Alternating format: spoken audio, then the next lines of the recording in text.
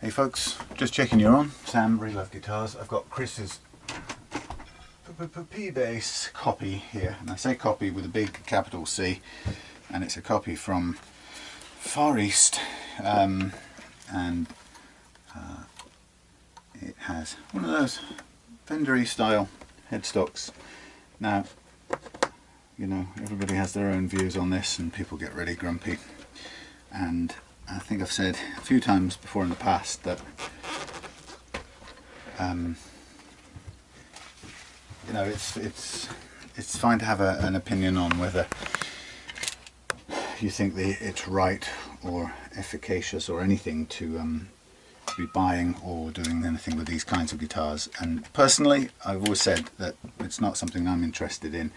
I don't have a particular like I say, I'm not particularly interested in going for something with a pretend brand name on the front, but that's just me. Other people do it for the fun of it. It's not illegal to buy. It's probably illegal to, I think it's illegal to manufacture or to make, but of course the big companies don't have a lot of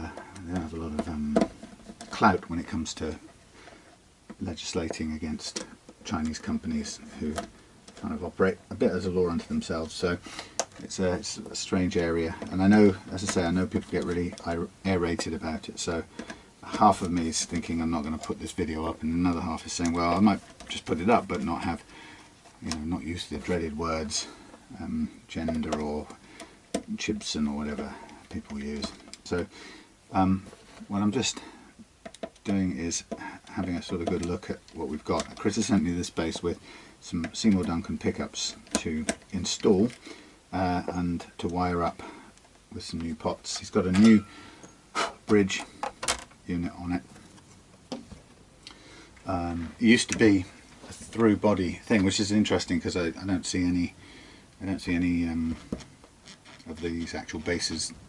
I don't know them very well, but I didn't think from what I could see that they had through body stringing anyway, so they were always sort of hardtail top mounted.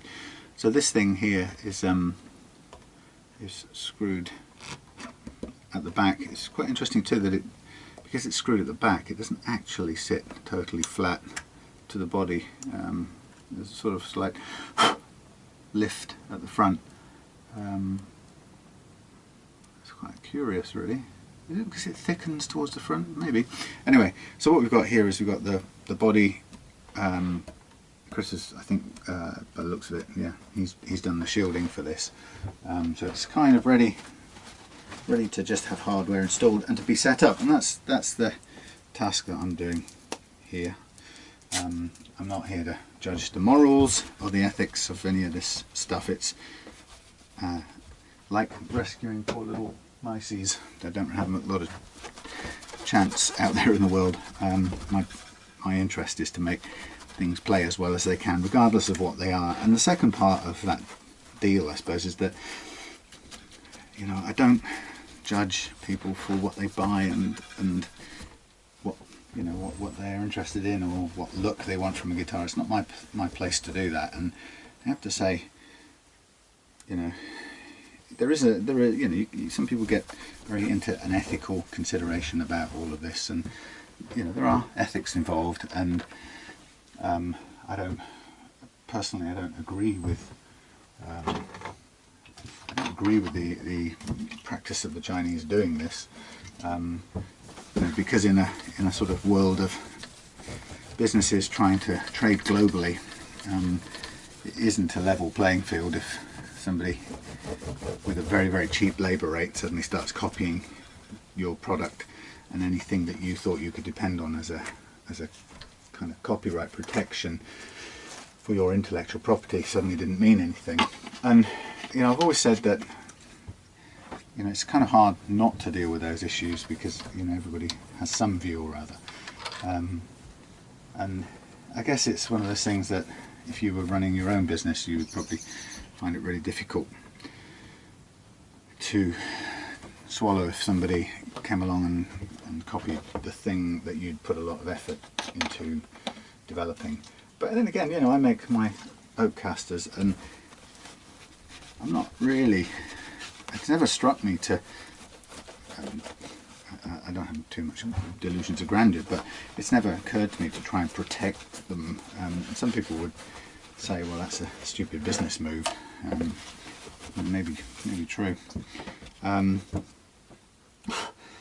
never tried, or never considered protecting them, because I suppose I know that the countries that don't pay any attention to it won't pay any attention anyway, and they'll do it, and so it won't protect you in terms of this sort of stuff that the Chinese are doing until such times as the Chinese play on a sort of level playing field with everybody else. Yeah, so it won't protect you, and you could spend so much of your time trying to copyright and protect stuff that I think, you know, I think I try with my guitars, I just think I try to make it about more than just the guitar itself. So, you know, it's about the sort of follow-up, the service, you know, the quality with which it's made. And actually, in the case of my guitars, the setup they get, how they play, kind of off the peg. These are not the greatest screws, by the way, in the world. They have a little bit of wear in them already. But hey, I'm taking this off because we need to see if there is any way of getting to getting an earth or ground lead to this bridge. And I know that Chris mentioned there was something that went through. There was a hole that went through to ground one of the string ferrules at the back. So I'm just trying to see where we're going to make it connect with this bridge, if at all. It's easy enough to take these out because they all go into exactly the same position. I'm assuming this is exactly the right position for the bridge and that we won't have any trouble intonating it. But let's see what we've got under here. Nice big Wilkinson brass saddles.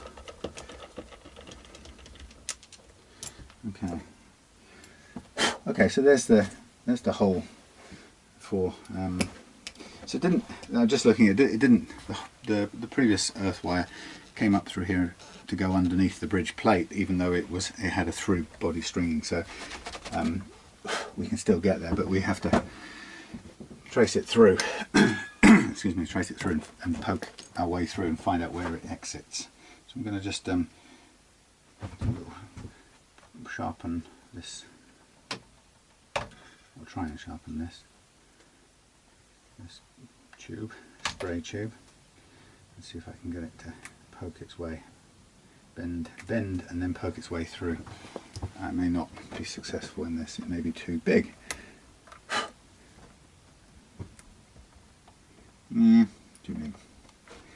The alternative is to get a piece of fairly thick cable, which could be an old bass string, could be an old other kind of string. What have we got? I chucked away some bass strings yesterday. One of these might come in handy. Yeah, probably will actually. Quickly rescue a bit of this. I think either that or that will do. So let's take a section of that, either of those two. Yeah, so it's a it's a tricky one, that whole toppy thing.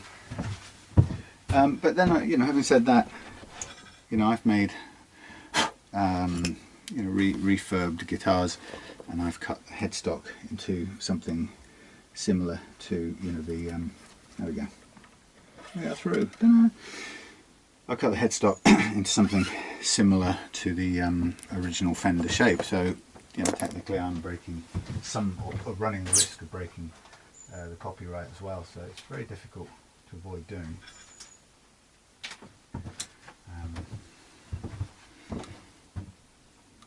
So I'm just going to get me a piece of wire which is going to come through into the cavity here, but I want plenty of wire. I just want to put loads of copper sticking up against the paintwork, and then we're going to just secure it with the bridge pressing down on it. So I need about 2 inches or an inch and a half of copperiness. Yeah, anyway, so yeah, it's one of those things. If it's not illegal to buy them, then you can't, it's not fair to criticise people for buying them. And yes, it does raise certain ethical issues, and as I said, I wouldn't personally, it's not something I would go for myself, but it's difficult, isn't it? If there wasn't a buying market, then arguably the Chinese wouldn't be making them, and so on and so on. So it's kind of difficult to do the chicken and egg thing with these. Anyway, the point is, from business perspective, I'm not sure it does any good for me to get hoity-toity about it and critical of somebody else's choices when it comes to buying. Okay, so look, there's my bare wire. I'm just going to bare up the other end slightly. So I've got me what will be my earth wire, and I'll basically go through, put this down through here right now, out the other end, and give myself plenty to play with. And this one really doesn't want to be wound around, it needs to be sort of splayed out, because the idea is there's enough material here to got enough metal to contact with the base of the base plate of the bridge, and I also don't want plastic sticking up there, so I'm doing it in such a way that the plastic sits below. I can always cut that short later on, but I just want this one now to sit on there against the metal like that. Now, just before I do that, let me just look, what is it about this that makes this rocking a little bit above, because this is pretty flat. It wasn't appearing to sit as flat as it could. I mean, it will probably pull down well, it will pull down when the strings are pressing against it, but it's just sitting up a little bit more than I would have expected. But anyway, let me get the mechanical thing out just to get it going. I don't want to tighten it with this, but I'll just save me a lot of the winding part.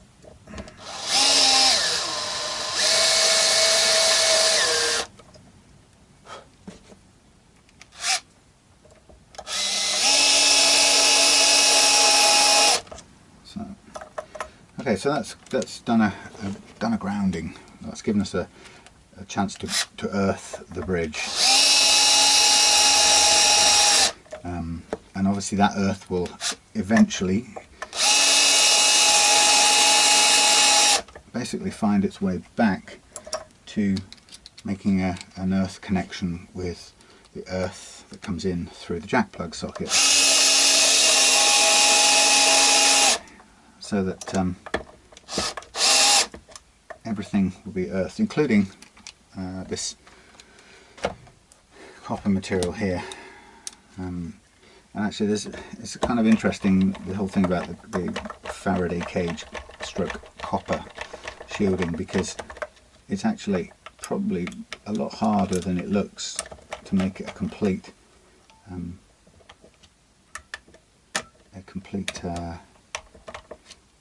earth connection, because you're putting copper tape on top of copper tape, but you're effectively putting a sort of an adhesive layer between the two when you put them down.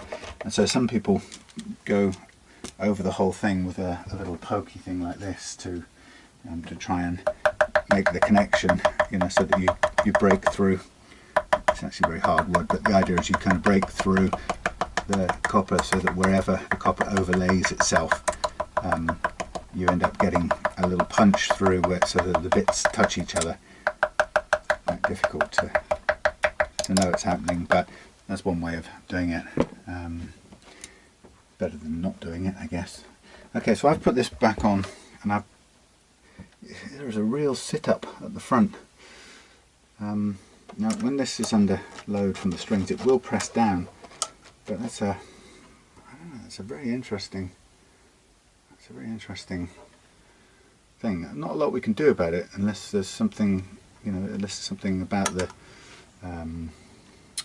actual top of the guitar body which isn't straight. But that is quite some sit up and beg. We'll be pressing it down, but I don't think it's going to sit all the way down full stop. Now of course it does have a little bit of wire under there, but that's never going to be, well, normally that's never enough. So if I were going to take this off one more time, let's have a quick look, because I'm not very comfortable with that not sitting flat.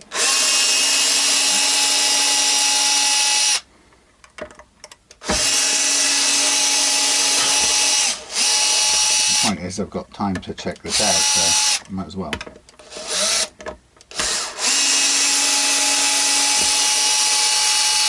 Now with a tremolo bridge, you normally have room for that little rocking movement, and you typically find that the bridge either sits flat or it tilts forward, depending on how you tighten up the 6 screws at the front. But this isn't that unit.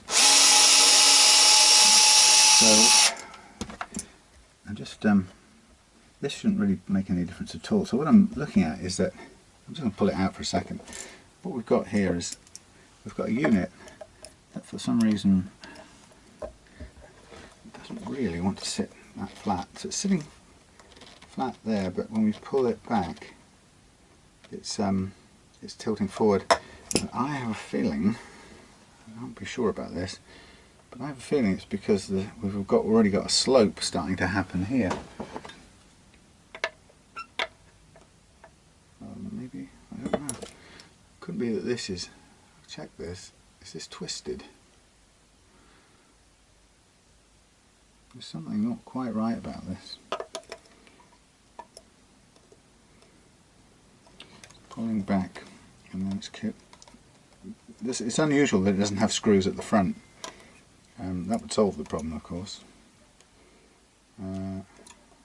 So in terms of, there's nothing really standing up massively high. I mean, there's a little bit of paint, loose paint kind of sticking out from the screw holes that we can just flip off.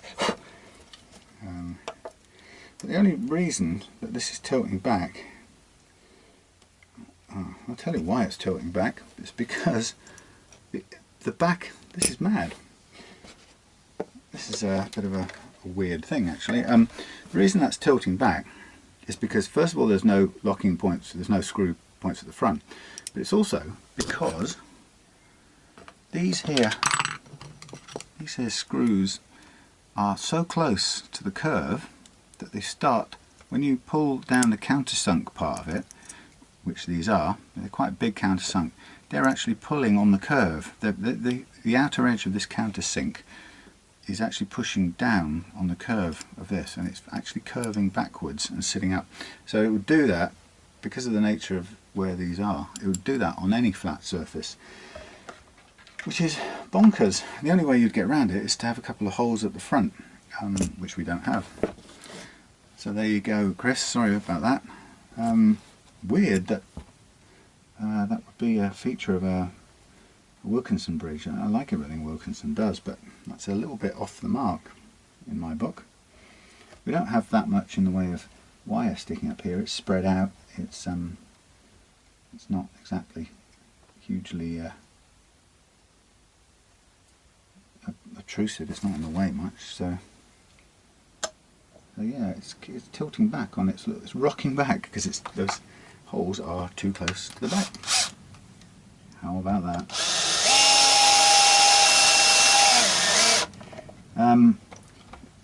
Technically, a way around that would be to brace. And it sounds absolutely mad, but if we were to put a tiny little shim under the back there to stop it tilting back, it's almost like that would do this better. But I don't really want to start installing things that weren't here when I got it. But that is just nice. That's so weird. Yeah, it's got that rocking, tiny bit of rocking going on. So it would either be that or the fact that the body is curving just slightly. I mean, the point is, it wasn't meant for this bridge by the looks of it anyway, so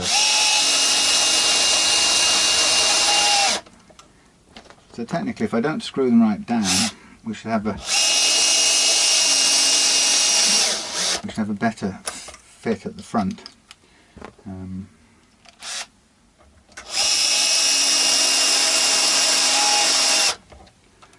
So if I stop at that point and have a look at this, okay, so the front is technically as near as, well, it's still not entirely completely flat. It's already, but just by the amount it's already done up, it's already starting to tilt back. How strange. And I saw this when I first looked at it, but let's undo that one. Well, it does, you know what it looks to me like? It looks to me like this body isn't completely flat at this point. That's all it's telling me, because having undone these, this should be, right, that's the one that's pulling it down for a start. So pulling them out, what we get, which is very odd, when we pull them out with so there's no load on these, so they're not really, they're just holding the thing in place. Sorry about this lengthy investigation, but if I just pull out these countersunk screws to where they're not kind of yanking the bridge into the body, so there's plenty of movement up and down. Steady on. When I pull that out there, what I've got is a pivot, and it isn't pivoting around this, because if I take this out, it's pretty much flat. Oh, hang on, it's still got, it's got a little bit of a rocking motion, so it's not so good. I wonder if can I even just help this on a little bit by reducing the amount of this there is, because we don't need all of it, frankly. We only need a small amount to do the job. Let's thin it down.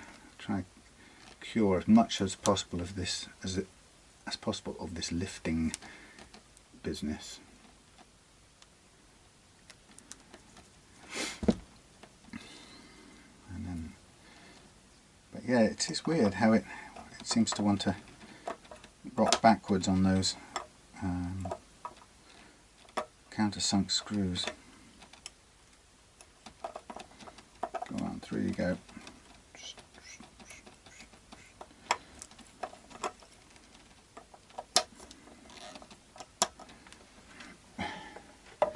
Well, let's just screw it down, and you see that? Look, that shouldn't be doing that.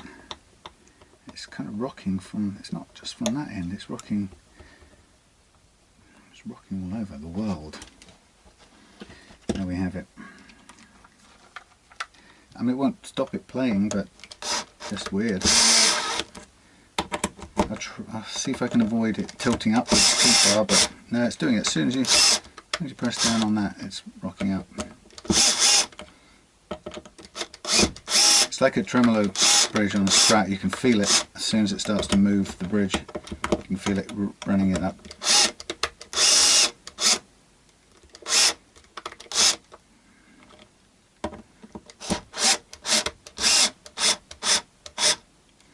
Okay, so wow, that is amazing. It doesn't want to sit down, whatever we do, and it isn't purely the result of that little piece of wire sticking under there. That's minor. It's just to do with the rolling nature of that, the back of the bridge, and where these screws are, and as soon as I put these screws in, it's going to tilt all that upwards. And I think we have to live with it, because short of that, I don't think we're going to find any other way of fitting this bridge other than how it's already been done. I mean, the alternative is obviously to install a couple of screws at the front, that would definitely flatten the whole thing out. But so, I mean, you know, it's only you only notice it when you get right up close and personal with it, but it's annoying to me anyway. Okay, so what have we got now? What are we going to do? We have a situation with this bridge. I guess the strings are going to pull forward, and it is going to pull this thing, potentially pull it down. The weight's going to be on these saddles, so they're going to push forward as well. So we'll see what it looks like when it's all loaded up and done. So what we've got to do is we've got to install microwave ovens. We're going to install these pickups in this unit, basically wire all of this up, and everything is wired to here except this bridge ground, which will be wired to the back of one of these pots, or in this case, since this needs to be also earthed, we can find out a wire with a bit of copper. I might have to make one up,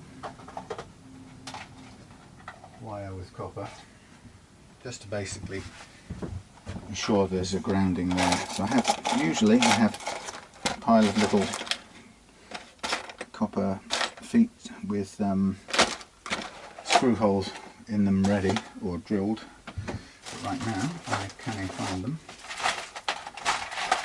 Here's one. It's quite a big one, but it will do. So basically I'll use that as the earth point. So I'll attach this to a piece of wire and then have it ready to go to the back of something. And I can use, I've got some nice coloured wires here from another guitar. I'll just use one of those since it's going to just be an earthy thing.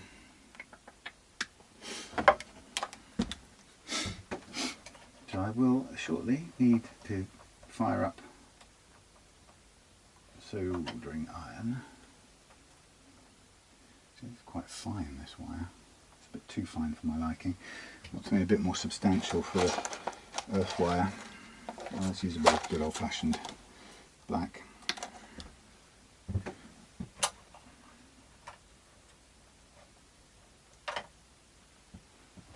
we go.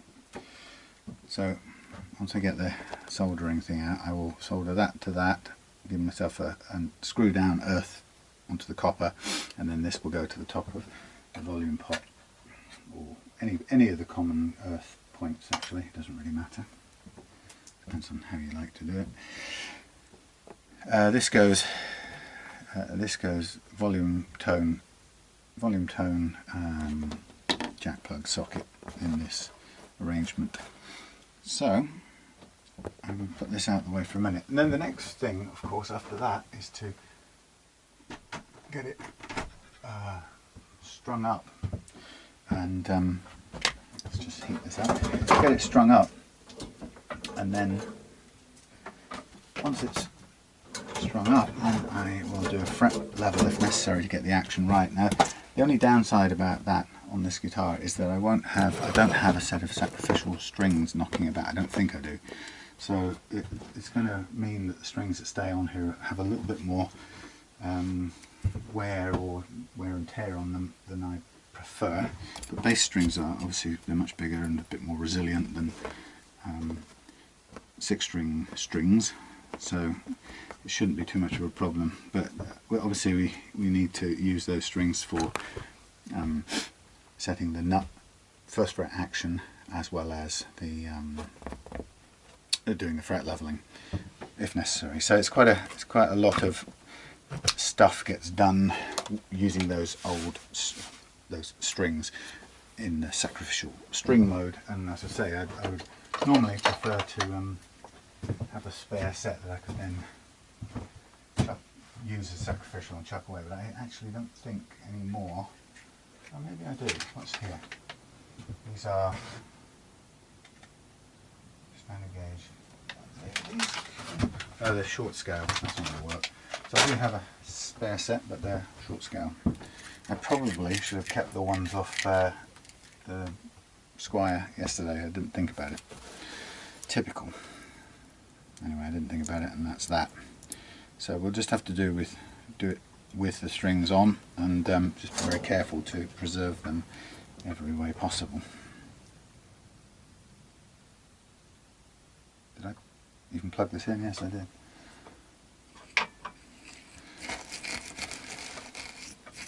So it's yeah, it's my birthday and I've got absolutely nothing planned. How depressing is that?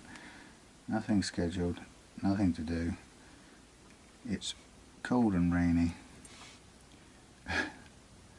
and I'm 54.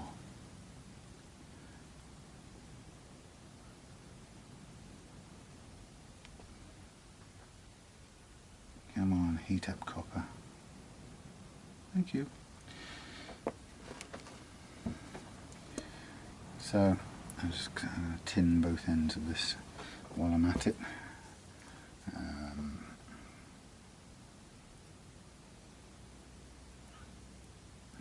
So I've got, basically with this guitar has come a little kit from, I think it's CD Guitars or CH Guitars, I can't remember now. Anyway, kit with wiring diagram, so it's all kind of fairly straightforward, he says. The wiring diagram shows the typical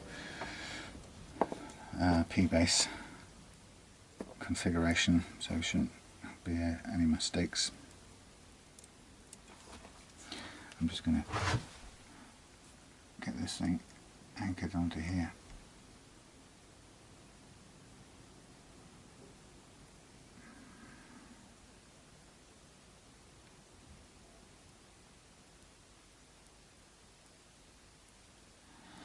I was finding myself holding my breath.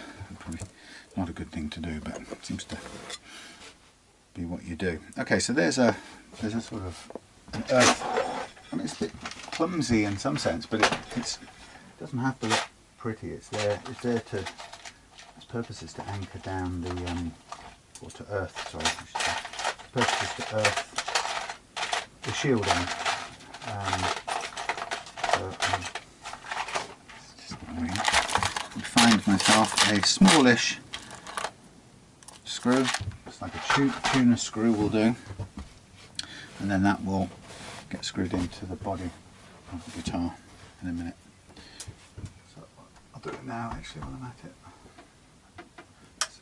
You have to be very careful working with the bass because everything's a lot bigger. While I'm here, I'm just going to tin the end of this one, if I can keep it still. Might as well, and then I'll screw in the end of the earth bit of the other one. Tinned.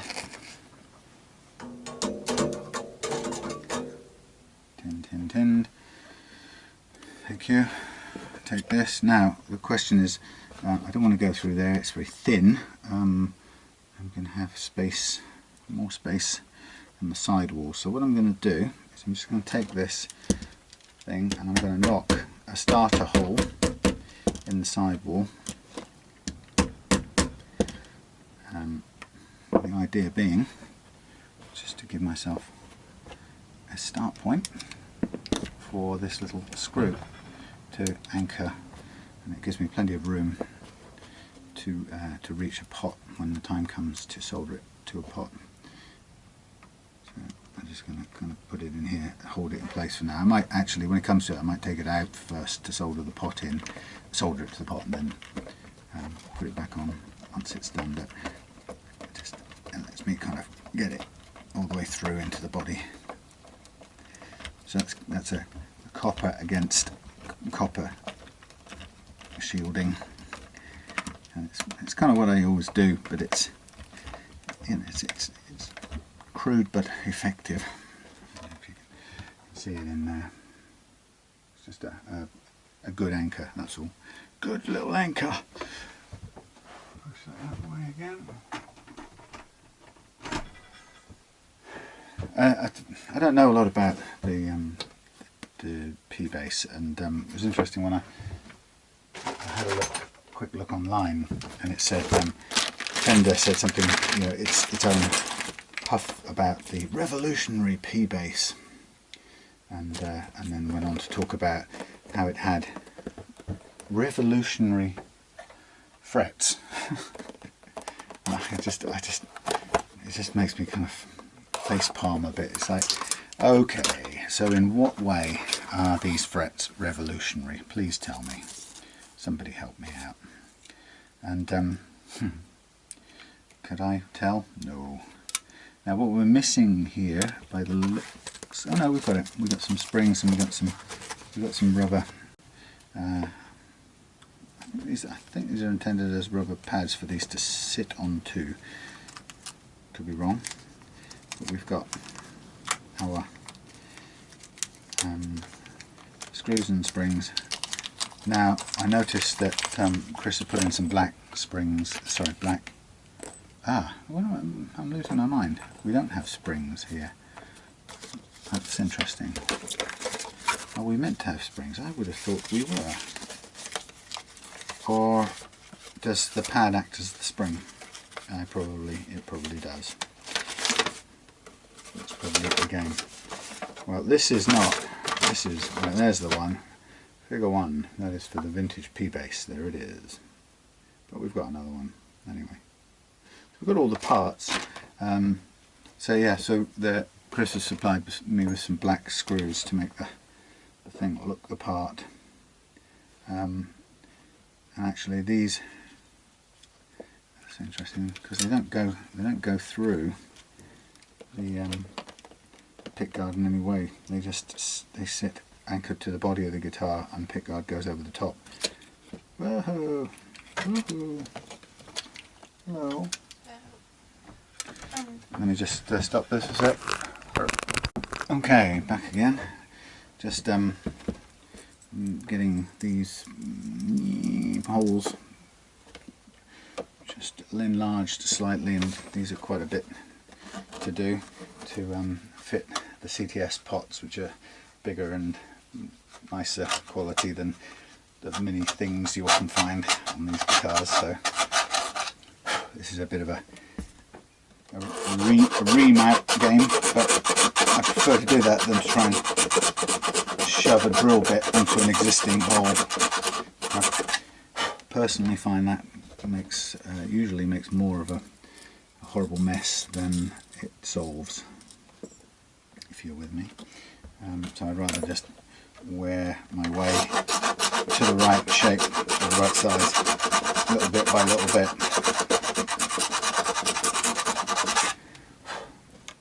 It's never perfectly round, but it's adequate for the job, and it's not something that's visible anyway when you've got the knob on top.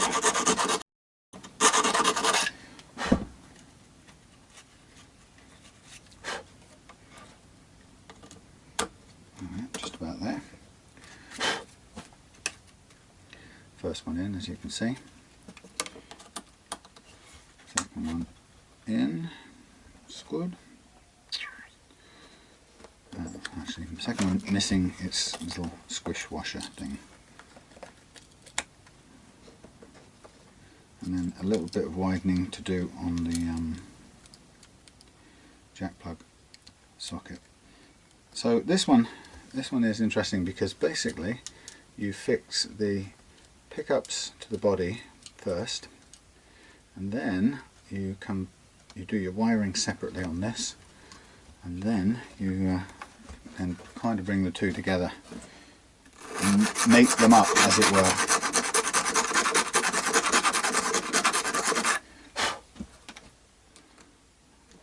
Nearly there.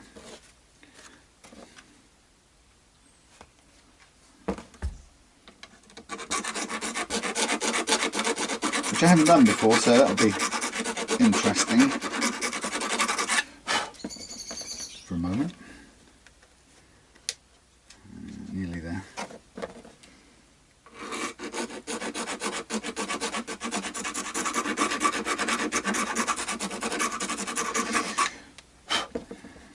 So even though it's my birthday today, I still want to get this done today because I want to have some family coming over from the States on Friday or Thursday, I can't remember. Thursday or Friday. Anyway, the point being is it would be good to have both these guitars finished and winging their way back to their owners around about that time. Okay, so the first thing I like to do, my wires here, which is a nice minimal amount of wiring to do. The first thing I like to do is I like to do a tiny bit of the old blue Loctite on here, and that's because, as I've said a lot of times before, it's the worst enemy of knobs and stuff is movement, or the worst enemy of electrics I should say is movement, and it's very common that you get movement after a time in these knobs because this little nut comes undone. It's kind of almost inevitable because you're constantly handling. Actually, get this to stay on, come on. Constantly handling this thing, so eventually it tends to come undone, and when it does it'll start spinning, and of course when it starts spinning you will get broken wiring, and then your guitar doesn't play and you have to go to a tech, and whatever that costs. So this little bit of thread lock, it's the sort of gentle thread lock, so it's not a killer stuff.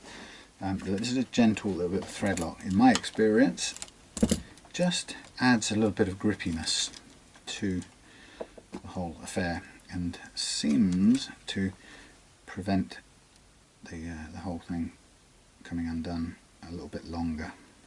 It's obviously, you've got to be careful not to get it down inside the shaft of the knob, of the pot I should say, and that's not always easy with fat fingers and messing about like this, but you can do it, and once you've done it you can wipe the thing clean, and also if you need to you can just operate the pot just to make sure that it's still smooth and functional. Yay, yay. So there's our two pots facing each other for ease of something or other. In their diagram, well, let's see, does it face each other? Yeah, they face each other in the diagram, why not? And then I'll just also add a bit of blue thread lock here, and that's the same thing. This is subject to a hell of a lot of movement, or a hell of a lot of levering forces, so of all the things this jack socket could really do with that extra grippy help. And, you know, over the next couple of hours that will set. I'll just make sure I can see which way I'm turning it. That will do. Nice and tight, but then the added grip of the thread lock. Okay, so there's my bits ready to go, and they will fit nicely into the thingy, body of the thingy. So the next thing is to wire up the bits and pieces. I'm going to leave the pickups till kind of near last, because they'll sort of get put in the guitar and then mated up, offered up as they would say in engineering, offered up to the thing, pickguard. Okay, so on this we have got the following things to do. We've got I've already done a bit of sandpapering on the top of these pots just to give them it helps the solder stick. So I'm going to use that diagram as sent by the people who sent the kit.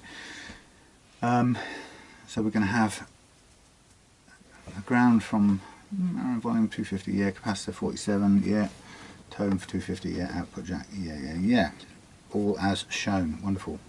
Okay, so the first thing I'm going to do is we've got the tone comes from, interesting arrangement, it's always a little bit different. The tone's coming from this one here, and it's coming through this one here, and it's then going onto the top of the pot. I'll need a blue doofus for. So I've not necessarily seen this configuration before, so it's always an interesting one. And so what we're doing is we're going from the number one of the tone control to the number 3 of the volume control, and the volume control also earths to the top of the pot, so that lug earths itself on the pot. So I can do all of that with the material, or the wire from the capacitor. So the first thing I'm going to do is just load some onto the top of the pot to secure the capacitor's leg. There we go. Well, it'll move around a bit, but happy. Yeah. Da, da, da, da. Then I'm going to ensure the capacitor's connection to the lug with some solder.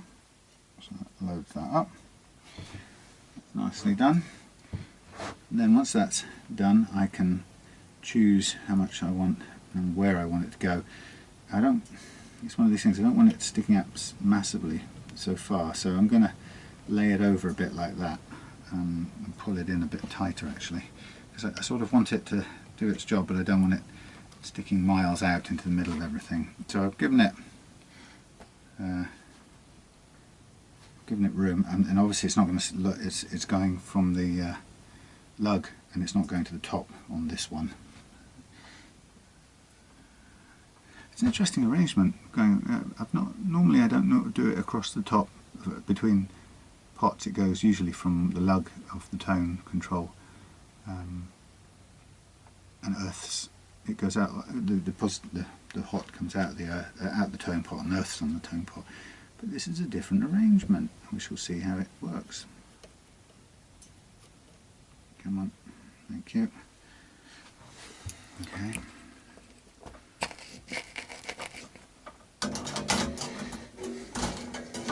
So then I'll get my better, niftier cutters, and then we cut short at this point. Keep that as a spare. A bit of spare there, but it doesn't really matter. So there's our tone floating happily between them. Now we're going to go. In this case, this middle one doesn't do anything on the tone pot. We're going to run. That wasn't the smartest move, was it? Well, it will be if it's a covered wire. Sorry about talking to myself. I'm going to find a bit of, what colour shall I use? Red wire.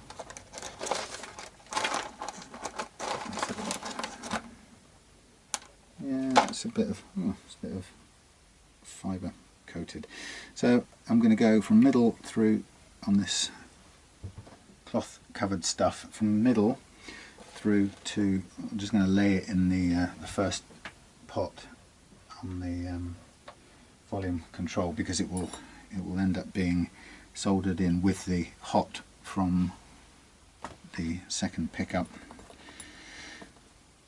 But in the meantime, I'm going to just have it, I will attach it in the lug here, middle lug, and then have it ready to go when it joins with the hot from the pickup. So I'll do one half of the join now and leave the other half ready. But I'll load, I suppose I could load both of them, or tin in both of them, as we should say correctly.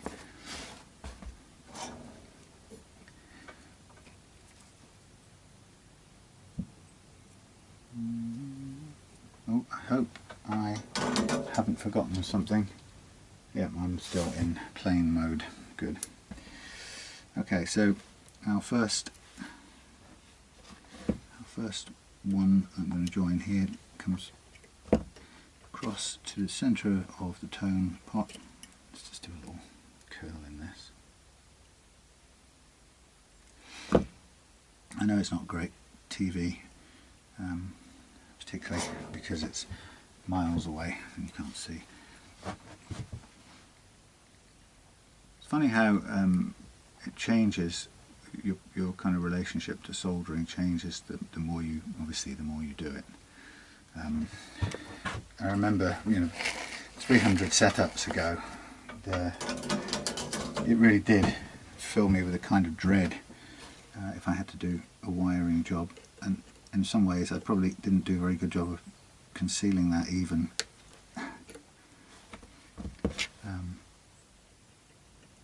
You could probably tell straight away just by looking at me, but It really was quite daunting, because most of the reason is because you're doing something that you don't quite know what you're doing it for, and personally I hate being in that position, and until you obviously learn a bit more about it, you still don't know why you're doing it. And to be honest, I don't know an awful lot more about the mechanics of what's actually happening underneath, inside the pots. So I'm not a million times more clued up than I was before. However, I'm going to use this nice little sheathed wire to do the jack plug connection. I'm just going to extend everything a little bit. Myself a bit more wire to play with. But yeah, it's really pleasing to somehow move past that point to the point where I'm not hugely more technically informed about it, but I'm a lot less nervous about it, which is the fun part, really. So I'm much more comfortable just diving in and starting. Some of the basic things, like doing a Strat or a Les Paul, I seem to find it quite easy now. I still haven't quite worked out what some of the variations really do, and I think that's the stage that would be nice to get to, where you understand the effect that putting, for example, this here with, why does it work having the pot, having the capacitor grounded? I suppose it doesn't matter where it's grounded, does it? That's the whole point. He says with a certain sense of duh, its purpose is to be grounded. What it matters is where the hot bit goes, which in this case goes to number 1, which isn't also the way I normally would do it, but how well. And then sometimes I find the thing works differently depending on which one I'm doing, and I can't quite understand why that is either. Okay, so the output on this is from the middle of this fella, and we go over to the top to earth it, which is fine. So the the volume comes straight to the jack plug socket, which I'll need to strip back some wire. This is kind of nice ready-made stuff, so it's easy, and it keeps it together instead of using 2 separate wires. So it's a little bit neater.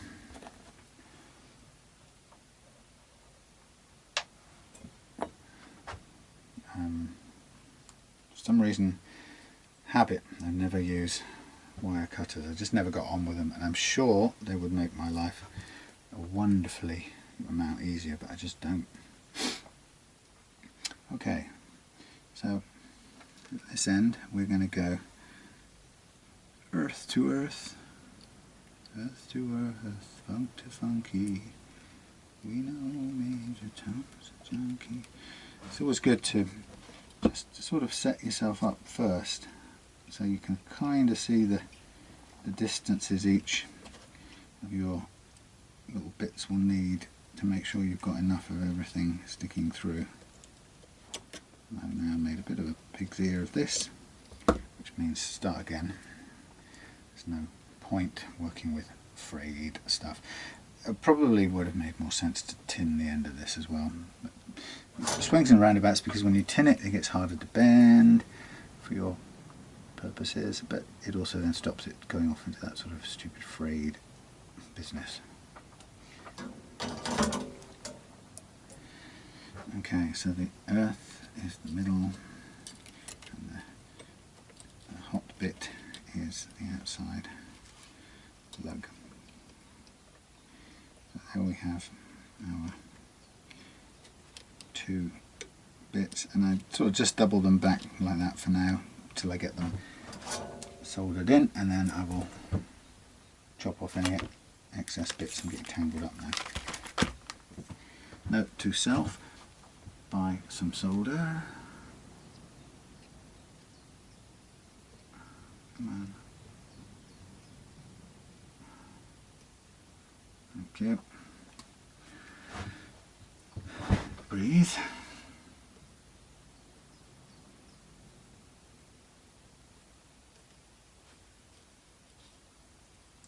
Very good. Cut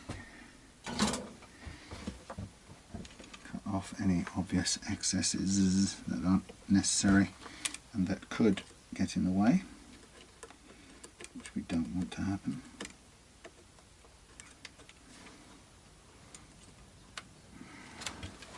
Can't get in there. Okay, so there's our nice neat and tidy little run round to the jack plug. Then we're heading to the middle of, let's cut this a bit shorter, we're going to the middle of the volume pot for the output, and I'm just going to swing this round. We go middle of the output, middle of the volume pot, and followed by the top to ground it. So what I'll do is once I've attached the middle-y bit, I'll then pull over the. First of all, I'll make a blob of solder onto the top, which I'm going to use to anchor. In this case, if I can do it, come on, get in there, and anchor the output earth. I'm just going to get this filled up. Come on, thank you. And then once that's dry, I'm going to pull. It's a good way of keeping things tidy, because you can then say, right, well, what I'm going to do first, I'm just going to snip this bit of extra stiff wire that we don't need, which is in danger of getting in the way. Thank you. And then you have the ability to pull over your earth wire, which has a neat little effect of tidying up, kind of pulling taut your hot wire, so it's not sitting out in the open anywhere. It's just going as short a distance as is required to keep it nicely fixed. And it just looks tidier. So I'm now going to just move this lug slightly to the side, give myself a bit more room when it comes to soldering of the hot wire from the pickup. So make sure nothing touches, and that's one of the secrets of wiring, is to ensure that nothing is ever in danger of touching anything else. So this is actually a little bit longer than I want, but I'm sort of winding it around the pot a bit, which keeps it sort of tidy. How nice is that? I'm going to get myself a little bit of the black wire. I'm going to do some earths across the top.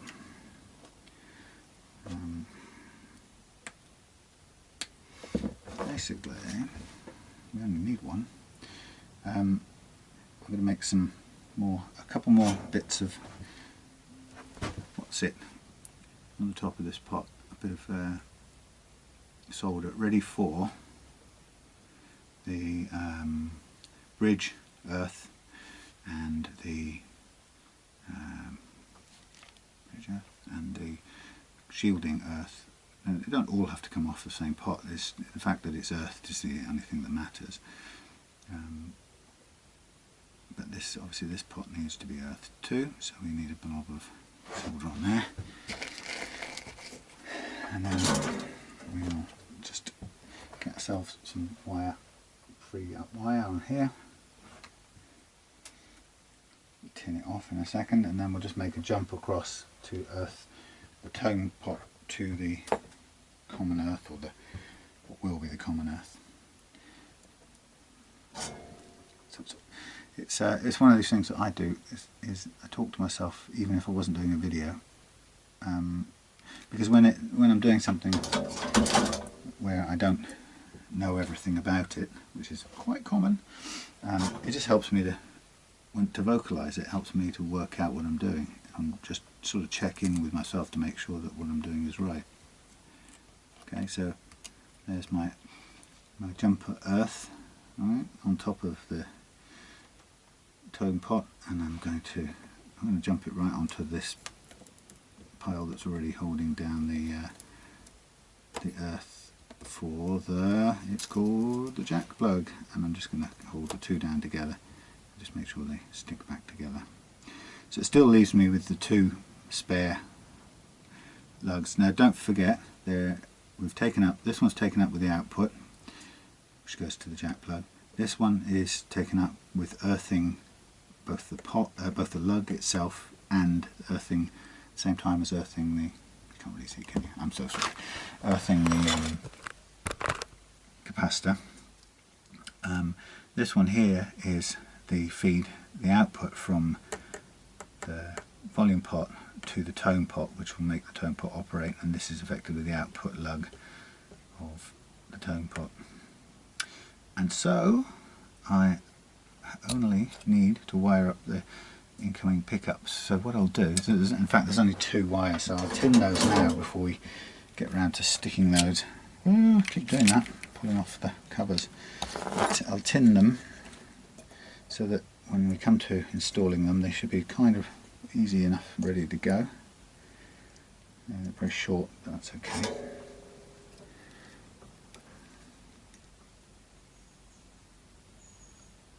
Tinned and tinned. Right. And the covers. Okay, so blah blah blah. So the white is the hot, comes out the second one. Okay. Let me just check this out. What the heck? Well, which way round is this thing telling us? This thing, hot, in this diagram the hot is the white, and that means the pickups are upside down. I don't know. Let me check, consult their little thing. In this case they've got different wiring altogether. That's always funny, isn't it? So what they're calling the hot, wow. No way, well, this is interesting, typical. No wonder people get so confused. If you were to look at these two diagrams, what the kit people are doing, Lordy. All right, the kit people are calling by their wiring, if you can see it, according to their wiring configuration, the wire that joins the two pickups together, they're calling, in this kit, they're calling hot because they're labeling it white. Okay, they've got ground goes to, is the first one, so they're calling this black one, no, right, they're calling the ground one is the first one in the series, and then the final output one from the pickups is the hot one, which goes to lug 1, which is fine. However, these people, this diagram's wrong. These people, Seymour Duncan, say this is our pickup set, and they say we are joining, we have the hot wire which goes from the top pickup to the lug, first lug of the volume, and then there's an earth that runs across, or a black wire that runs across between the two, yep. And then the black out is the earth out to the top of any pot you like. So completely at odds with that. That's completely wrong. Oh, it just does your head in. Why would somebody do it that wrong? Somebody, you know, I mean, it's not even just, I suspect it's not even just not going to work very well, it's not going to work at all. Now the question is, do I copy the Seymour Duncan version, in which case we go across, that's okay, and that can go to there, it goes middle, they're taking, it doesn't really matter, does it? Third is empty, it should still work, middle out, bridge, ground wire, yeah. Although they've got a different configuration here, the tone pot should still work in this configuration. We'll find out if it doesn't quick enough. But that's terrible. It just really does my head in. That is back to front wiring on the supplied kit. I mean, to have done it the way they've done it, that's how the pickups would have gone in, with the Seymour Duncan upside down. This doesn't make sense. Okay, so let's get back to reality, and let's just make some space. We've got our 4 little anchor bolts. We've got some space here. It's a bit, I'll just be very careful because it's kind of like it wants to move. Now these, I presume these are going to be my supports. I'm going to push this all backwards as far as I can right now, so it's not balanced, counterbalanced. So we've got the these pads are going to sit between the pickups, and they're going to. There's no doubt about it. And then you're going to have 1 and 2 like that, and then we're going to put the thing over the top. Now that's tidy, there's enough room in there. Let's just gently float that into here to begin with. First of all, is there enough room?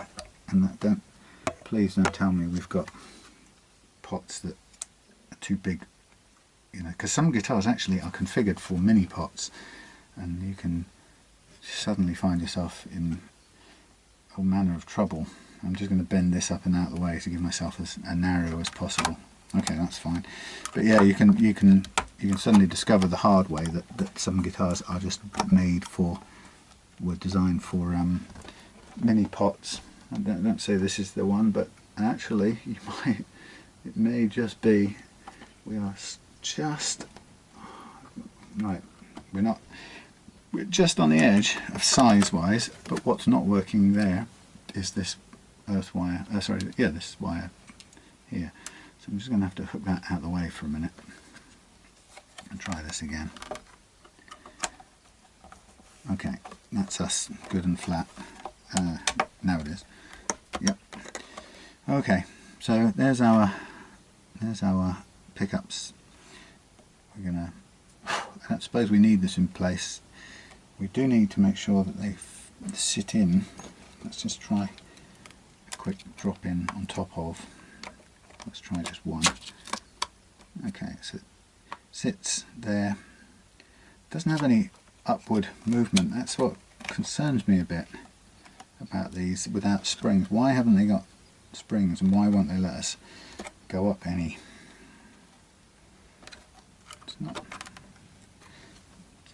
ideal. Let's see how it works anyway.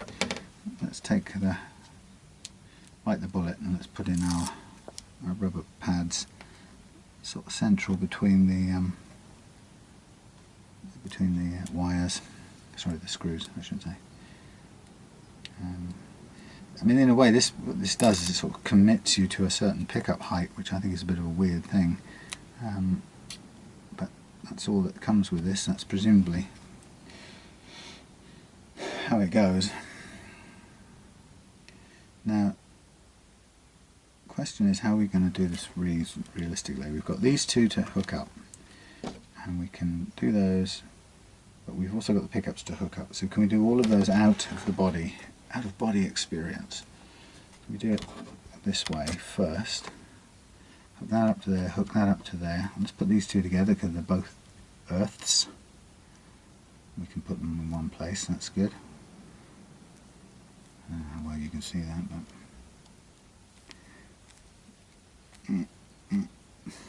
2 earths together, and we're going to hook that onto one. Probably actually better off going on the tone pot. Then we've got to get this into an earth on the volume pot and this into the hot on the volume pot. Right, okay.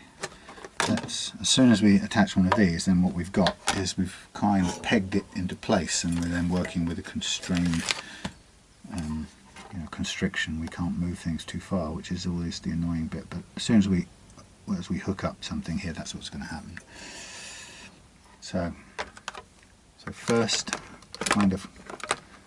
hook up that we can't escape from is the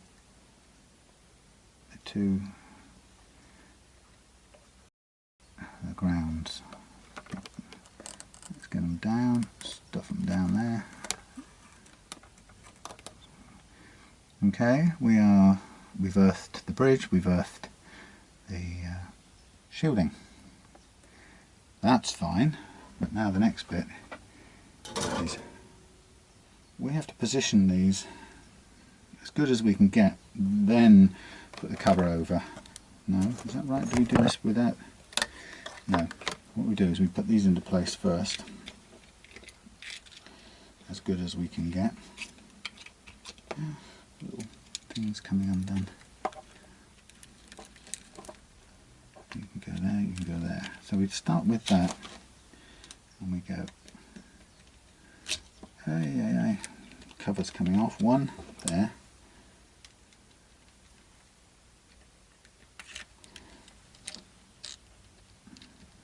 Where did that go to? That's kind of gone off sideways a bit. So that's where Chris has got the original marks, and they are a little bit sort of spread out. So I'm not sure if that's exactly where they ideally wanted to be, but let's start with that as our first point of call, and we can get this one in here, into that hole, very lightly plugged in to begin with. Okay, where's number 4? Oh, hellfire. There it is. And then this one down here into that hole. Oh! Into that hole there. Which again, it looks like a way too wide a spread for these pickups, I'm afraid. I'm not sure if that was the right thing to have done, Chris, in the first place. Let's just try tucking all of that in here for a minute, if I can. I don't seem to want to behave really. It's just a load of springy, coily wire that wants to do what it wants to do. You can stay in a bit, just for a second. Okay, so then if we won't stay in, will it? Sort of drop this in. No, these are miles off. What's going on? Okay, this isn't going to work like that. Let's just rethink this. Let's put our plastics all in place. If I can just shove all this stuff in. Enough.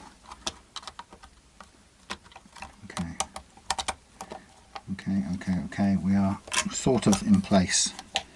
No, that's not coming forward enough.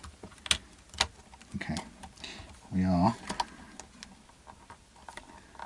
No, there's something getting in the way here. What's getting in the way here?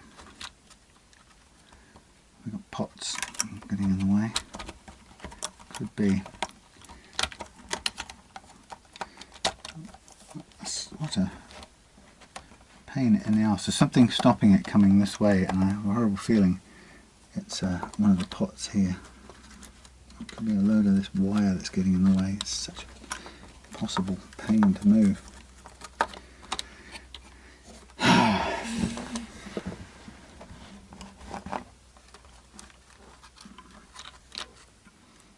Just get under there, would you? Okay, and we're still not quite getting locked into position. There is something in this world of bits. It's not those, they're loose. Just going to pull these screws out for a minute. So these fellas are loose, but we've got something stopping this moving over. And what is it? Is it just too much wire cluttered up there? Let's just push it out of the way. Yeah, we're not getting across here. I have a feeling that this pot is too big. Hey, that is the problem. We've got a pot that's basically getting in the way. It doesn't allow us. It's not allowing us to get far enough over. I could have checked that before I put these in, so let's just get these wires temporarily out of the picture. Let's shove this back in here. Confirm, yeah, it's the pots, can you believe? There you go, Chris. It isn't built for full-size pots. You're about 2-3 millimeters off the mark. We're way off here. It can't pull across. There's not enough room to fit these sorts of pots. The only thing I can do is to basically hollow out the space a little bit. So what I'm going to do is just to give ourselves a guideline, because failing that, you're committed or you're constrained to miniature pots. I think that would be a shame to do on this. Let's just stay there. Let's just put some tape down here for a minute.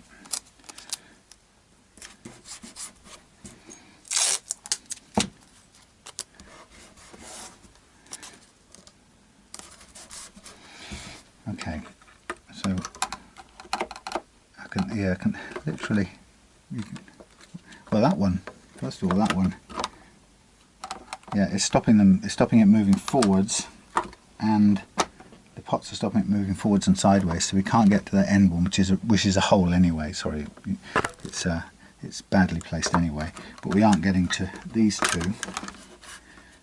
two because of the where is the other one? We aren't getting to those two because these pots stop the whole lot moving downwards. Wow, that's something. And then there's nothing else there, so it's are we anywhere near that hole? We're not. So it's basically, if I'm going to draw on here now, it's that's where the, let's draw where the pot is. That's where the pot lives, and what's it doing in the way? So it's stopping it coming downwards. How strange.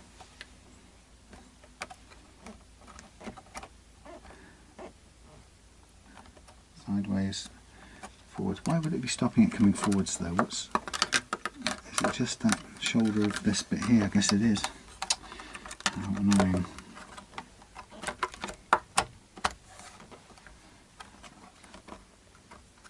Yeah, it's sideways more than anything. That's the problem.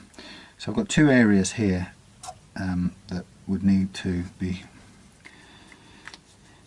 cut away slightly. Now I'm already hooked up now, which is a pain. I can take that off pretty easily. In fact, to do this I'm going to have to do that. So let's just not constrain ourselves any further than we have to be. Let's get these off. We know where they need to go, it's no problem. So what we've got is we've got two parts of this body which do not work. So we need, basically, we need to come in like that. And here we guess we also need to come in a bit like that. Or even more, realistically, to make this work. Now that's still under the thing. Okay, so Chris, I'm gonna hold for a second because I don't like doing this. I know, I'm not going to do this without asking you what you want to do with it. My feeling would be that to make these bigger pots fit in, we need to, let's just add a bit more paper here. We need to cut away, which is no problem. We can cut away and re-thingy it. What's that stuff? Copper. Re-insulate it. So there's our two things, and our marks are, just to be realistic, that's going to be there, and we just could go all the way around, but let's say we don't, we just go somewhere like that. So it's a bit of a takeaway. So maybe you can see it a bit better with that to make this fit. And you can see it's still very well within the reach of the screws, so that no danger of it becoming exposed. But yeah, that's what we probably have to do, is just chisel that away and then just refill it with stuff, copper. I'll take a picture of this too so that I can show you, but I think I'll stop at this point. Like I say, I don't want to do that kind of modification without checking.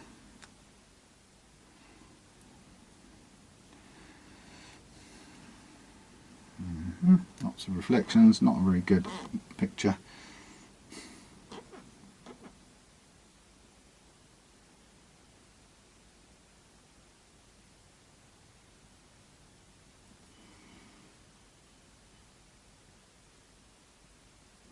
Right. Yeah, I mean, that you could sort of even measure it really to see, so you can see, you can kind of probably tell why the pots don't work if you've got, I suppose, what would be the distance on here. You've got to get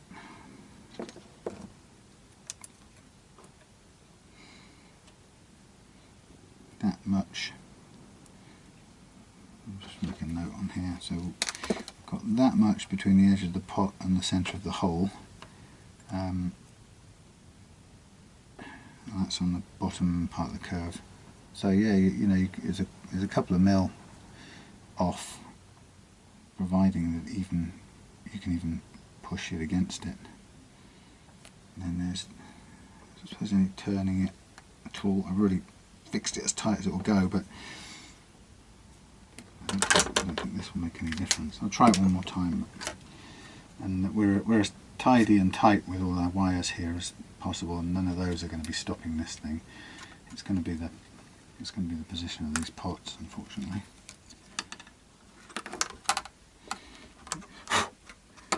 In here, it's tidy and neat. You can feel it. It's sort of, yeah, it's pushing us to one side. If we could, I can just see it. I'm over the hole now. There you go. That's probably the best way to show it. I'm over the hole now, and it's that pot for sure is in the way, and this one possibly. Let me just check. We could get away with just doing one, actually. If I just check this. Yeah, actually, you know what it is? It's just the one. It's the one. That's good. Okay, that's good to know.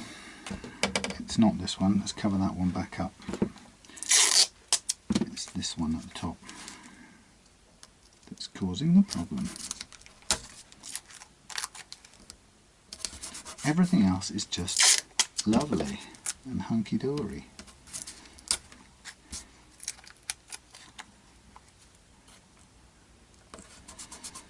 So,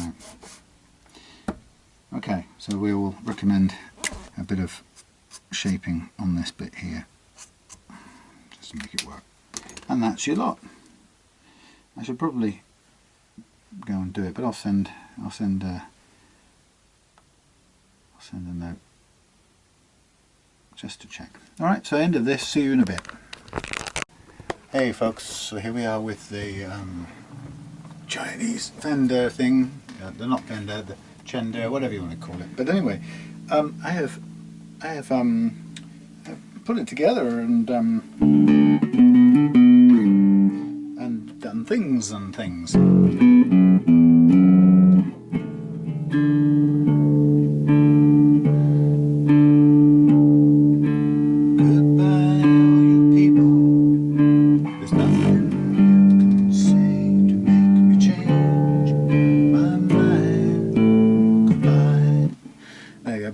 For you. That's the full extent of my bass playing, apart from the obvious, which anyone can play. So what we have here at the moment, initial thingamajigs, is this. We have a guitar that slightly worried me insofar as it had absolutely zero relief in the neck whatsoever, and we are barely into relief with the strings on full tuning, but it's enough to work. So it's working. I've got the action set down here at 2mm down to about 1.5ish or a bit more probably. Yeah, actually a lot more. If I'm completely honest, we got 2, which I was aiming for. Was that 2.5? That's 2. 2 down to over 2. So if I keep on going down, we'll get to somewhere interesting. So we want 1.5, which was the target. Now, up till now, it's been playing okay, which is now going to go horribly wrong as we take it down a bit further. I want a gradient really from the 2 down to the 1.5, and let's see how we do. Well, obviously we're going to change the tuning here. Yeah, this was a 2, yeah. Oh, too low. Yeah, a bit too low, too quick, too low. Let's crank that up a little bit.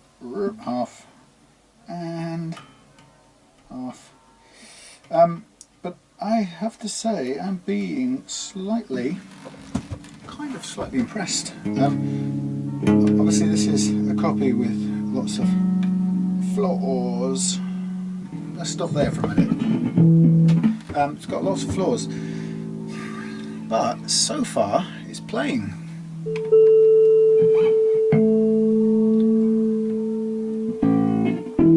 I'll get off chorus.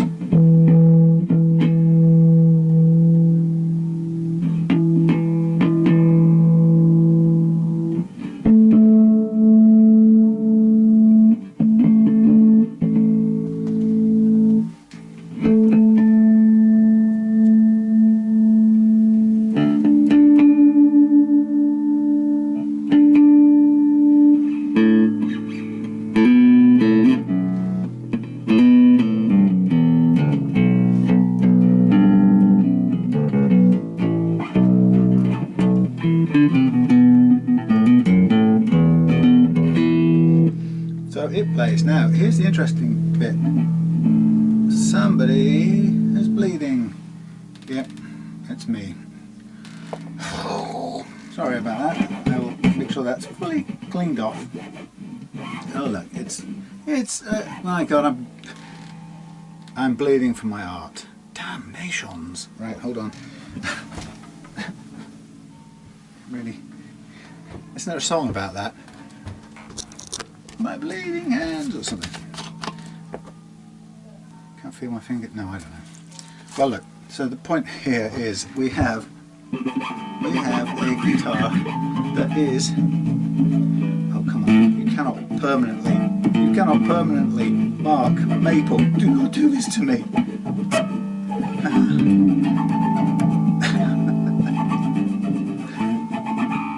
I suffer for my art. It's all going to be cleared off. I swear on the holy base of Toronto.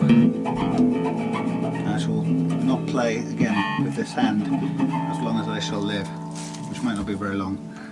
I mean, this. Who knew that blood was so hard to get off furniture?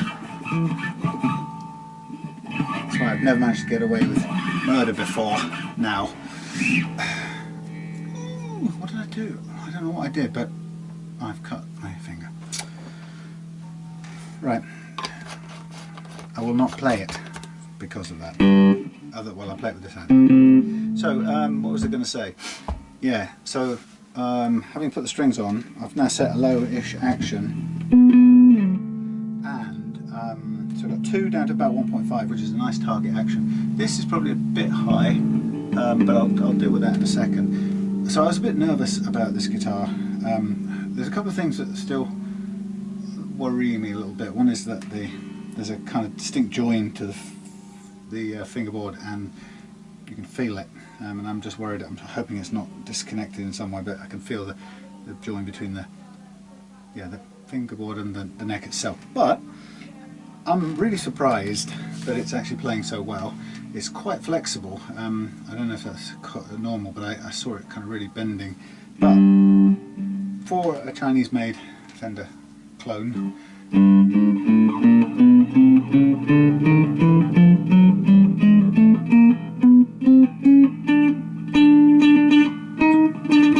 that's the only glitch in that whole string.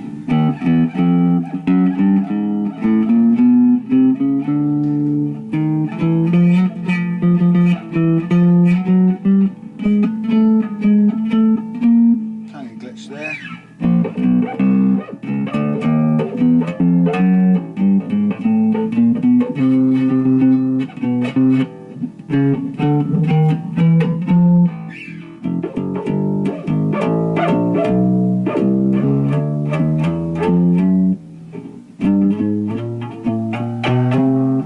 Bad at all, considering there's a tiny little bit of fret leveling we could do. However, the point about this is a very low action for a bass. It is going to go probably a little bit lower by the time I take it down there. So the way we can feel how it plays is to capo it on the first and play it as if that was the nut, and then we get an accurate representation of the action.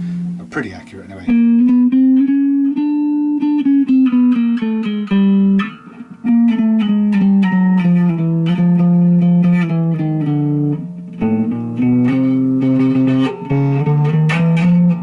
Tiny little bit, so little, and you know, it's on a low action. So we got the choice. Do we go ahead and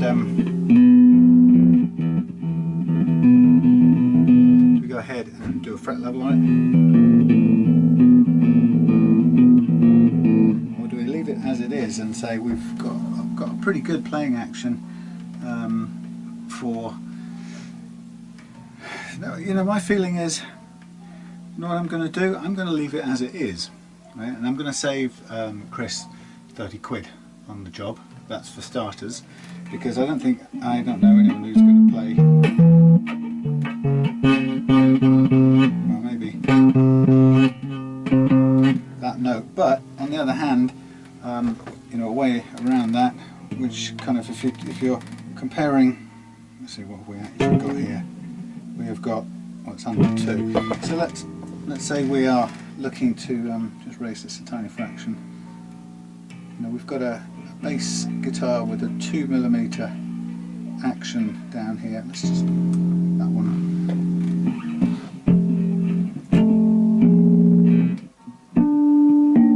Oh, that's not.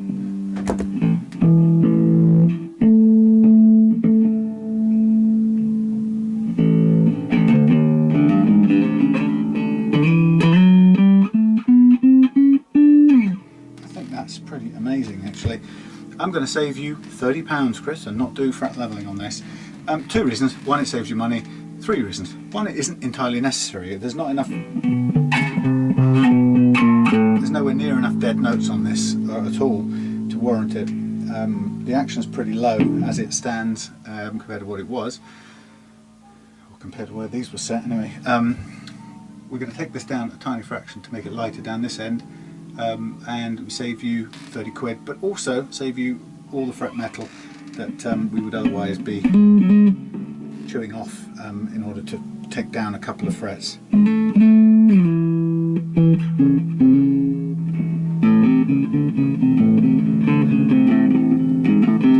So I think it's you know, it's one of those judgment call things, and I've called the judgment.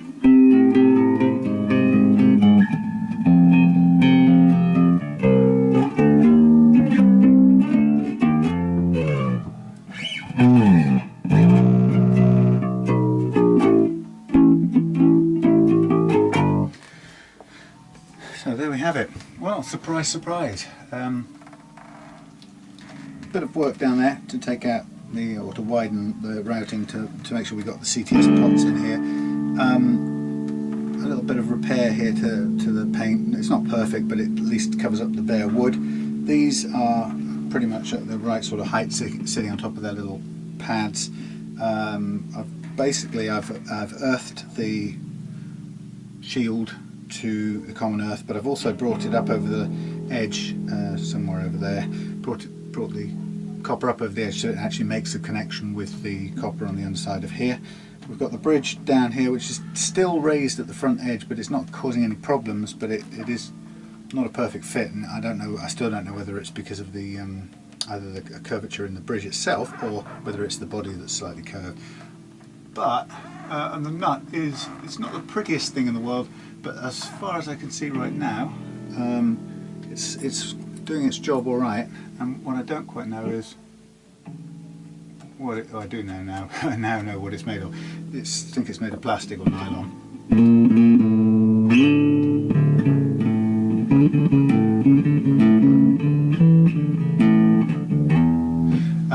And maybe I'll replace it as we go into this next bit. But I'm kind of pleased with how it's all turned out so far. And like I say, for the sake of a couple of, not even chokes, but a couple of tiny little hints of buzz right up here, which can be solved by a tiny tweak in the action, I'm not going to, a couple of things, I'm not going to take away all of that fret metal just for that. I'd rather do a tiny adjustment up here on a bass guitar. And the second thing is, it also de-stresses, saves the strings from being stressed, and all the work with the fret leveling tool, pulling the strings off to one side. That's a lot of duffing the strings up.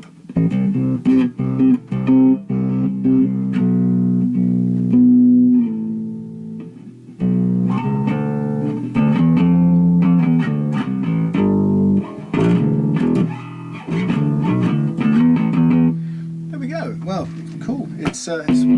It's working out, Chris, I'm pleased to say. Better than I thought it would to begin with. Let's just hang her high and I'll dig out a nut, and we'll see how this cuts, and I will make sure my poor dying finger doesn't go anywhere near that fingerboard again. Yeah, well, straightforward and a bit cheaper, which is always good. But it's better than a poke in the eye, isn't it? So, oh, I know what I was going to do. Much to some YouTube viewers' amusements, the Henry the Hoover swallowed one of the knobs off here, joking aside. So I can now choose from my department of knobs a replacement for the knob what Henry swallowed. I presume I can find one that works. Look at that. That's almost the same. Not. It's got a sort of split shaft. There's no way you can say any of this without it sounding ridiculous. There you go, look, you wouldn't know it's any different. That saves me, I just can't be bothered to slice open Henry's stomach and empty out his contents of his stomach onto the floor. I mean, it's not even, to be honest, I didn't work very hard to find one that fitted better, but frankly, you can tell, I don't mind. It's only a amplifier for the workshop. Listen, I don't mean that, Roland. You're my birthday present from about 6 years ago, and I love you very much. Did I say birthday again? Oh yes, it's my birthday today, and I'll cry if I want to. Okay, nut. Dun, dun, dun, dun, dun, dun, boom. Nut blanks, not so hazel blanks. Showing my age here. With a nice bone nut. Ta-da. With a bit of luck, we can do any nutification jobs, tweaks here on this thing without. It's not brilliant. I guess the question for me is, in my setup, I include a new nut as part of the price, but and I always put where necessary, because I don't really want to bash out a nut if I don't have to. It's kind of no point in messing something up if it doesn't improve the thing. Now, the first thing I can tell you is this is probably yes, it's actually wider. So rule number one, I don't have a nut of this big wide width. That's a start. I'd have to try and make one from scratch, which I could do. My first challenge will be, can I make this work the way I want it? Will it work, or will I be Will I be stuffed? Will I be left with something that's cut too deep? Que sera? Sera? Now I want about 0.5 over there, and I have to say I'm practically on it, so there's not a lot of adjustment I'd want to make. A little bit on that one, and for this I have some already, some thingies ready doofed in here, which I can oh, that's not the biggest one. I've got some bits of thingy which I can use to do a little bit of adjustment. So I'm going to just have a look at this E and see how well, if at all, this cuts using this, and if it does, then I'll make a small adjustment. But if it doesn't, it doesn't look like it is, to be honest.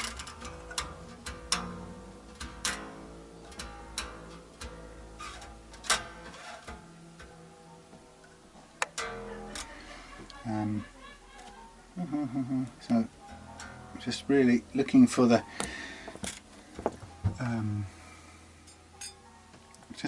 gap between the bottom of the string and the feeler gauge. Now I can use something like this file here, which is a bass guitar nut file, and it's only about 0.85, no, 85 thous of a thingy, 85,000th of an inch in the thickness, so it's not as big enough, but it is big enough to, or it is good for cutting.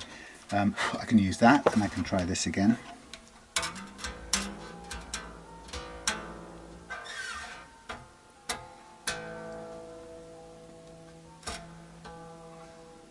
I don't need to be exact, but I just need it roughly under tension so it's not going to trick me and fall into the slot. Now that happens not to be quite far enough either, so what I can do, if I can remember where I put the things, can I remember? I have a feeling I've gone and confused myself.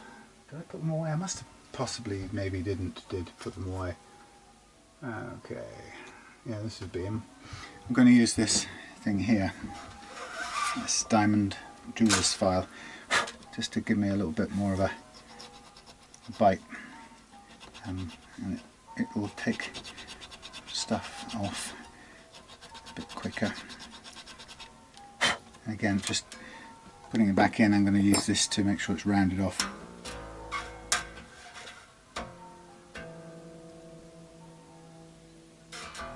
Just getting it roughly the right height.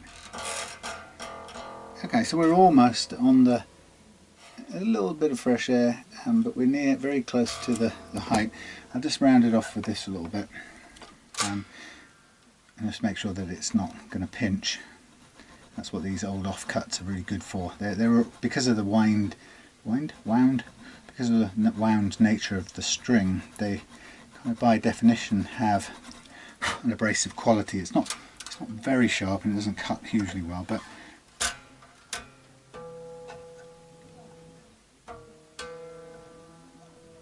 it does enough to round out any bit that you've cut. So we are almost there. I think I'm happy with that for these. It's a little higher.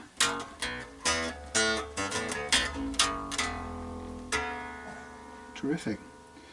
Okay, that's really nice. Surprised me. I thought I was going to be fighting with this in terms of fret leveling. I thought this was going to be a real pig. I thought, first of all, because it was not. Oh, this is getting a mess. First of all, because it wasn't, didn't have any relief at all. In fact, when I first put the strings on and played it, every string was choking off right here. So it had a certain amount of back bow in it, which was making it pretty much unplayable. But then, with a bit of a adjustment on the truss rod, which was off camera, and some tweaking, we got it to a really nice working level. So amazingly, it's going full tilt, and like I said, without any need for fret leveling, which is great. Also, we don't need to knock this nut out and try and replace it with something custom cut, because it takes a long time, but also it means that you're basically having to calculate the slots in the positions of the slots. When you're cutting bass slots, it's actually a little bit more difficult than a 6-string, because they're so big they can feel like they move pretty quickly, or they go off to fractionally to one side quite easily. So what I'm going to do now is I'm just going to get the amp out again, and the tuner, which is going to be there. I'm going to do this standing up. I don't have much room, so we're just going to really check the intonation on this, and it's done in a fairly time-honoured, familiar way. Actually, I don't need the amp, do I? I'm going to go straight to the tuner. So input in the tuner, output through there into my very perfectly, what's the word? Blue Loctited thingy. You know what I mean? Jack plug socket. Okay, so here we go. Let's get some notes out. We'll get as clean a tone as we can. Just a thought, just for Chris's point of view, it's quite difficult to get these knobs to go any further down on the pots, because the CTS pots have very big heads, and I don't want to crush the heads to just fit these knobs on. So you'll see that they are quite a little way off the deck. I don't recommend you press any harder to get them any further down, because what you do is you'll push the pot and split it in half. The pots are quite delicate and they won't tolerate being pushed too hard, because the little clasps that hold them together as a unit will come off, and you'll get the bottom circular disc drum shaped part of the pot will come away, and you'll leave the shaft and its nut sticking out of here. You can put them back together again. I've done it when I've knackered them without too much trouble, but it's worth not doing it in the first place. Okay, so we have a G. We tune ideally to the G pinged harmonic on the 12th fret, which we want to be a G. You can hear, I don't know if you can hear the church bells mingling. I hope my phone is currently on aeroplane mode, which is good. Okay, G, a little bit, there we go. Now we want to fret the same note at the 12th. That's pretty much on. It's often the case, I found, with Wilkinson bridges. They tend to be really well positioned. I don't know if they do it on purpose in the factory. There seems to kind of, they put a stagger into them that I tend to find they're almost spot on.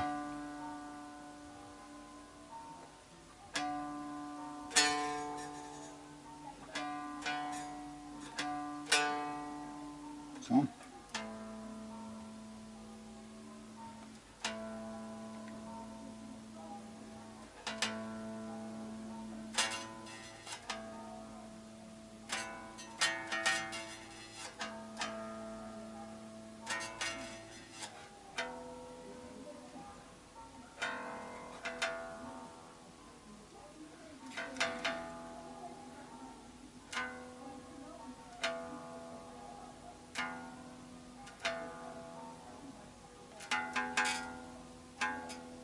And that's actually sharp, and you can see why. Look, there's a little giveaway. I didn't look at that.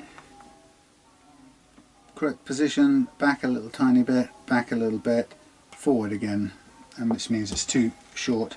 And actually,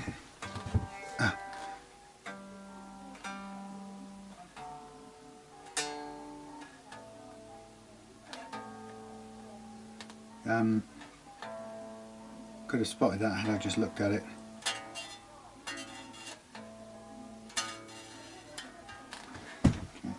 I'm going to first of all just drag this back where it belongs. Okay. So we expect on bass guitars, just like on electric guitars, we expect a stagger backwards of the saddles to some degree or other. And I'm just going to bring this one, the D one, back a little bit, just so that we have what I think will be a kind of consistent spread across all of them. Let's give them a tug, and as I say, new strings, and we'll go at them again. It's hard to reach the end of this neck.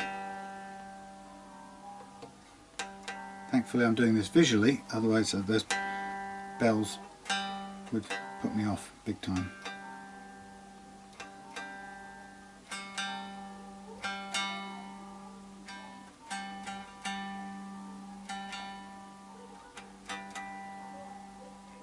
Doing the same thing, it's going slightly sharp on the percussive part of the note, but steadying out to a G, so I'm happy with that.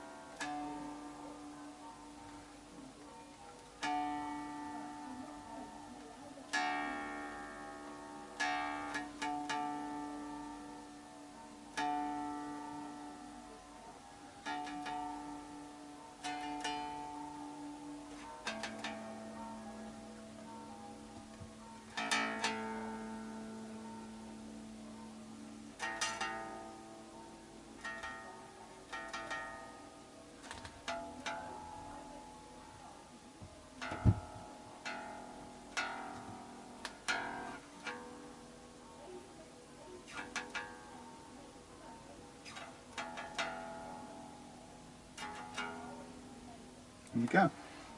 There goes Morris. So intonated, pretty close. Just that the E was off.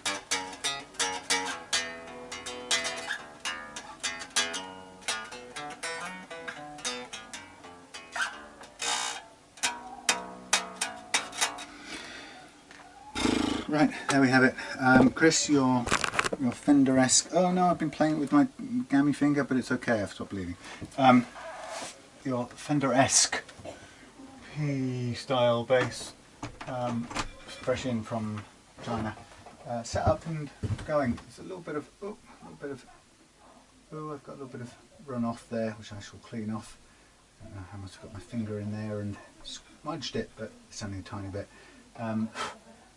Just a little bit of black lacquer masking that up. I might put a tiny tad more on, but there we go, we're done, ready to ship out. I'm going to leave it a day anyway to settle, because I've done quite a cranking on the truss rod because there was no relief at all, so I want to make sure that it doesn't suddenly become completely bananaed. Alright, so let's look forward to seeing you soon.